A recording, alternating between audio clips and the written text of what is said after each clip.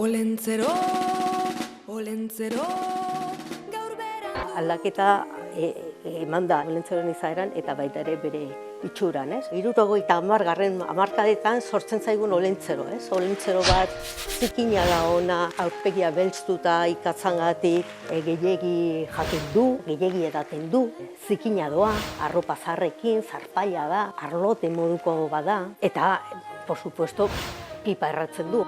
Ez da personaje simpatiko bat, ez da lagunkoia.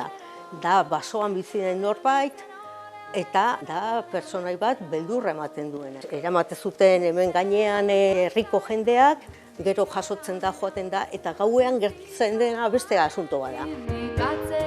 Ja oso arraroa da olentzero bat errepresentatzea aurpegi zikinarekin, gehiegi jatearena, gehiegi edatearena, gehiegi erretzearena ja bihurtzen da eredu negatibo bat bezala, gehienetan errepresentazioa jarraitzen du izaten baserriko arropa horiek, baina egia da arropa horiek ja direla garbiak, ez dira zarrak, ez dago hautsita, umeak maite dituzte. Egunon, zen eskamutil kuadrilla.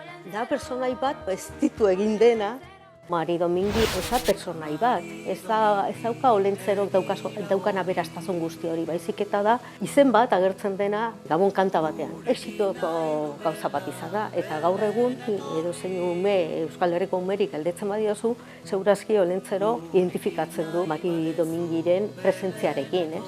Zenbait pertsonek daukaten deserosotasun horretan bi aspektu da bat. Esango nuke puristak, ez? Zatutera zer da pertsonaje berri hau. Beste alde batetik ere bai, Mari Domingik dauka intentzio on bat, eta da nolabait emakumezkoen protagonismo hori gauzatzea, nolabait gabonetako personaje gehiena beti gizonezkoa dira, eta hor sartzen da figura femenino bat. Problema da, hemen daukagu gizon eta emakume bat, dago azken finean osagarri bezala, baina personaje zentralarena dela olentzeroan. Menpekoa, edo esango genuke jerarkian argi dago nor dagon bestearen gainetik. Dirudi Gabonen inguruan sortu den personajen arteko konvergentzia hornek jarraituko dula, eta geroz eta antzekotasun gehiago edukiko dutela pertsonaje guztiak. Personajeak berak bere jatorrizko esentzia horretaz edo erazten edo nolabait galtzen joango direla.